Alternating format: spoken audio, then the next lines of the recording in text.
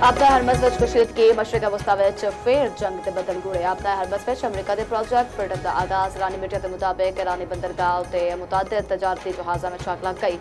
Rescue टीमां अग उत्ते काबू पाने विच मसरूफ ने। वाक़े दी वजूहात मालूम ना हो सकियां। अमरीका दा शाह ईरानी नकी कश्तियां तबाह करन दा दावा। अमरीकी सेंटकॉम कमांडर ने आख्या ईरानी कश्तियां उत्ते अपाची ते सीहॉक हैलीकॉप्टर नाल हमले किए गए। तबाह की गई कश्तियां बहरी आमदोरफ्त विच रुकावट पा रही सन। ईरान के क्रूज मिसाइल की तबाह करन दा दावा। बास्तरा ने इनकलाब दी ईरानी कश्तियां डुबोण दी अमरीकी दावे की तरदीद। आख्या अमरीका ने ईरानी फौज की नहीं 2 मालबरदार सिविल कश्तियां नूं निशाना बनाया। वाक़े दे विच 5 अफराद जान बहक।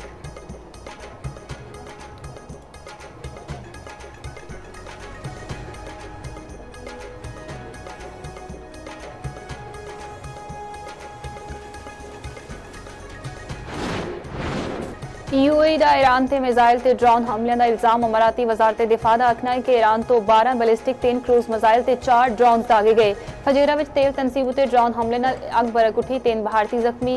जवाब दा हक महफूज रखते हैं फौरी जंगबंदी की जाए। ईरान ने यूएई ते हमलियां दी तरदीद कर दी। ईरानी फौजी अहदेदार ने आख्या कि यूएई ते हमले दा कोई इरादा नहीं।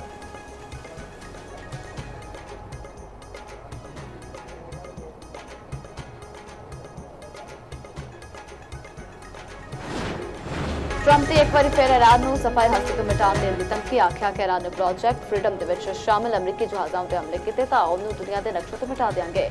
आपने हरमज विच कार्रवाइयों के बाद से इस बार बरकरार रहे या नहीं, ट्रंप का जवाब देने गुरेज। अमरीकी टीवी ने इंटरव्यू में अमरीकी सदर ने आख्या ईरान ने मुज़ाकरात विच काफ़ी लचक का मुजाहरा किया है।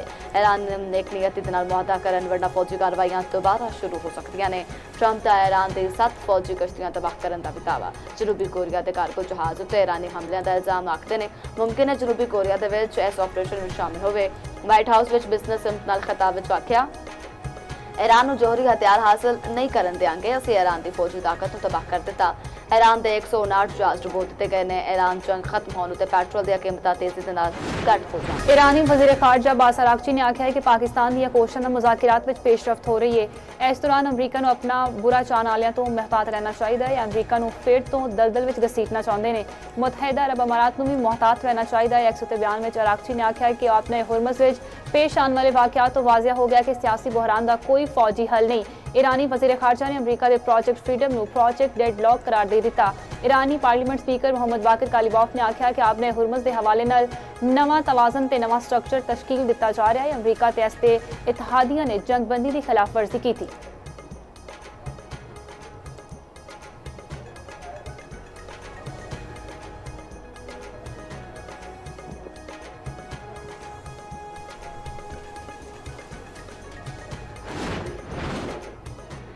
सऊदी अरब के खिते की सूरत हाल में फरीकैन को तहमुल की अपील। पाकिस्तान की सालिसी की हमायत का ऐलान। सऊदी का हरमज़ विच जहाज़रानी बहरान जो बहाल करने की अहमियत उत्ते जोर। सऊदी वज़ीर ख़ारजा ने आख्या है कि कशीदगी दे विच कमी लाई जाए। उधर सऊदी वलीअहद दा यूएई के सदर नाल टेलीफोनिक राबता। मोहम्मद बिन सलमान के इमारात ते ईरान के हमले की मजम्मत। यूएई की सलामती लई मुमकिन हिमायत आयादा। अमरीका के इमारात विच अपने शहरियां नूं मुहतात रहने की हिदायत। अमरीकी सफारत खाने तो गैर जरूरी हमला मुंतकल। अबू धाबी ते दुबई दे विच वीज़ा सर्विस मुअत्तल।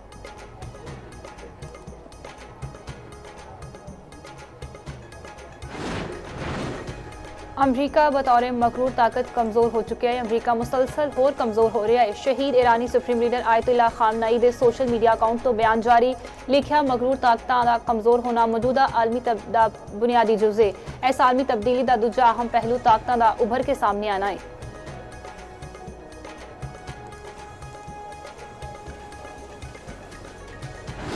पाकिस्तान मुंतकल किए गए ईरानी जहाज तुसाका का अमला ईरान के हवाले। ईरानी मीडिया ने तस्वीर जारी कर दी। अमरीका ने कब्जे में लिता गया ईरानी जहाज MV तुस्का अमला समेत पाकिस्तान के हवाले किया। नायब वज़ीर आज़म वज़ीर ख़ारजा इसहाक डार ने जहाज की तस्दीक कर दी। इसहाक डार से ईरानी वज़ीर ख़ारजा अब्बास अराग़ची का भी रबता। ईरानी वज़ीर ख़ारजा ने मुखलिसाना सालिसी की कोशिशों से पाकिस्तान की तारीफ की थी। इसहाक डार का तामीरी रवाबत के फ़रोग के लिए पाकिस्तान के अज़म का यादा। वज़ीर ख़ारजा इसहाक डार दी बरतानवी हम मनसब के नाल टेलीफोनिक गलबात।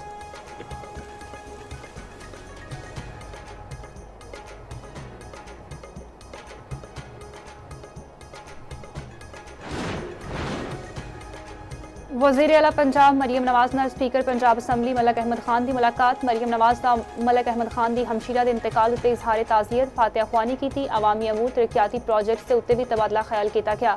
मरीम नवाज ने आख्या कि हर अवामी प्रोजेक्ट मेरे दिल के बेहद नेड़े। अवामी खिदमत के सफर तो होर तेजी न लगे वधांगे। सुथरा पंजाब प्रोग्राम अपनी नौयत का दुनिया का सब तो बड़ा मुनज़म वेस्ट मैनेजमेंट प्रोग्राम बन चुका है।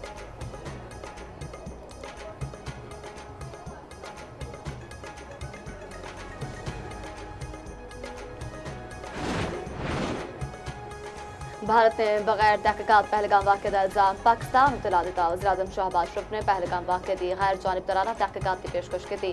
भारत ने पाकिस्तान की पेशकश का जवाब देने की बजाय हमला कर दिता। स्पीकर पंजाब असैम्बली मलिक अहमद खान की प्रेस कॉन्फ्रेंस आखते हैं कि भारत पहलगाम वाक़े की आड़ दे विच पाकिस्तान उत्ते हमलावर होया। भारत वालों सिविलियन आबादी नूं निशाना बनाया गया सी।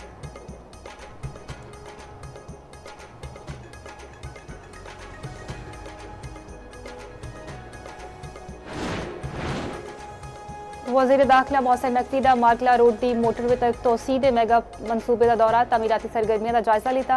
मनसूबा 2.7 किलोमीटर तावील दोनों इतराफ 3 सड़क ते 2 रवैये सड़क रोड तामीर होगी। जीटी रोड उत्ते इंटरचेंज 2 अंडरपासिस ते 1 पुल भी बनेगा। वज़ीर दाखिला की जीटी रोड उत्ते संजानी इंटरचेंज तो 31 जुलाई तक मुकम्मल करने की हदायत।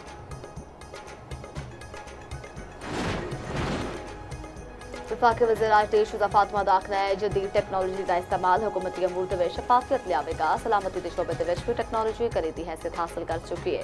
जिंदगी के हर शोबे दे विच टैक्नोलॉजी का किरदार बद रहा है। मुकामी ज़बाना दे विच डिजिटलाइजेशन जरूरी है। मशीन लर्निंग ते डाटा साइंस विच मुकामी टैलेंट नूं फरोग दे रहे हैं।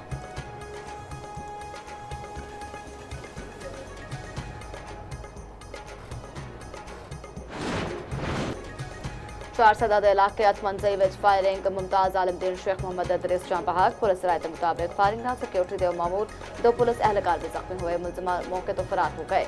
4 दहशतगर्दा ने मौलाना अदरीस को निशाना बनाया। 2 मोटरसाइकिल सवारा ने मौलाना अदरीस का ताकुब किया। वाकया सवेरे 8:10 उत्ते चार सदा विच पेश आया। वज़ीर आला KP सुहेल अफरीदी का वाकये का नोटिस रिपोर्ट तलब। गवर्नर फैसल करीम कुंटी का भी इजहार अफसोस रिपोर्ट तलब कर ली। चेयरमैन पाकिस्तान उलमा काउंसिल हाफिज ताहिर अशरफी दी शेख मोहम्मद अदरीस के खत दी शदीद मुसम्मत।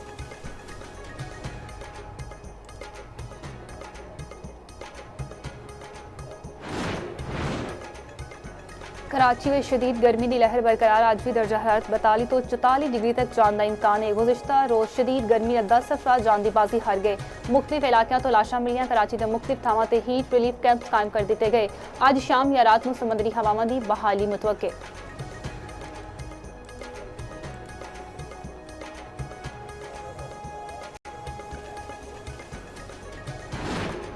लाहौर समेत पंजाब के मुख्तलिफ इलाकों के बारिश नाल मौसम खुशगवार। मरी विच शदीद बारिश की यालाबारी। कोटी सत्या विच यालाबारी के नाल गड्डियां के शीशे टुट गए। फलदार दरख्तां नूं नुकसान। सरगोदा समुंदरी शोटकोट पीर महल कमालिया खानेवाल जंग विच भी तेज बारिश। पेशावर विच भी तेज हवावां दा राज।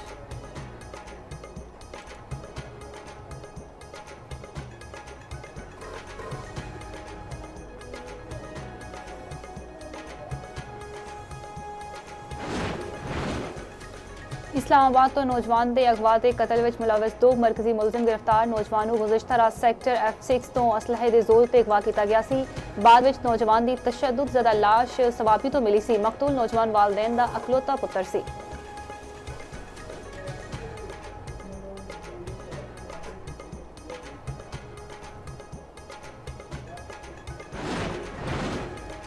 जराइम पेशा नासिर के खिलाफ CCD इन एक्शन। पंजाब के मुख्तलिफ शहरों के मुबैना पुलिस मुकाबले 7 मुलजिम मारे गए।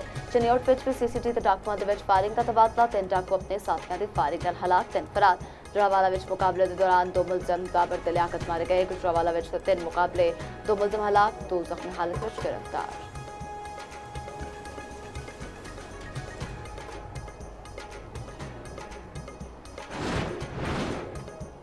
साहिवाल में सीवरेज लाइन की सफाई के दौरान दम घुटन नाल 2 मजदूर दम तोड़ गए। नवाही पिंड में 3 मजदूर बगैर हिफाजती इलाज सफाई लिए सीवरेज लाइन में उतरे।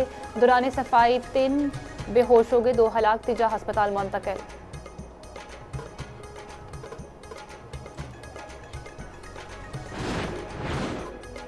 वज़ीर-ए-आज़म शहबाज शरीफ का तुर्की के हालिया सैलाब ते मौसमी तबाहकारियों तो इजहार अफसोस। सदर तैयब उर्दवान ने तुर्किया के अवाम के नाल दिली हमदर्दी ते ताज़ियत दा इजहार आखदे ने कि पाकिस्तान मुश्किल वेले विच तुर्किया के नाल मुकम्मल यकजहती दे नाल खलोता है।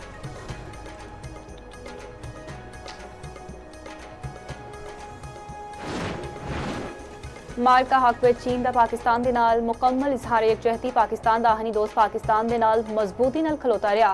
चीन ने भारत के नाम निहाल ऑपरेशन संदूक की मजम्मत की। चीनी वज़ीर खारजा वांग ज़ी ने पाकिस्तानी सालमियत ते खुद मुख्तारी के तहफ़्फ़ुज़ दा यकीन दिता। दहशतगर्दी नाल निबड़न लई पाकिस्तान दीआं कोशिशां दी मुकम्मल हमायत दा अयादा कीता। चीन के अलावा तुर्किया, सऊदी अरब ते अज़रबाईजान ने भी भारतीय जारहियत के खिलाफ पाकिस्तान दा भरपूर साथ दिता।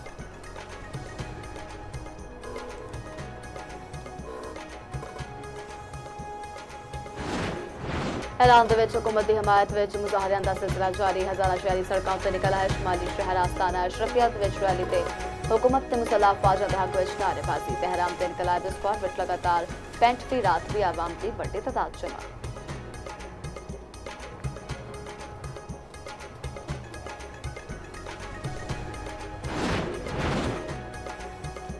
पाक बांग्लादेश टेस्ट सीरीज़ का पहला मैच 8 मई को ढाका में खेलिया जाएगा। कौमी टेस्ट टीम ढाका में पहला ट्रेनिंग सैशन बाबर आजम ते खुरम शहजाद ने टीम में ज्वाइन कर लिया।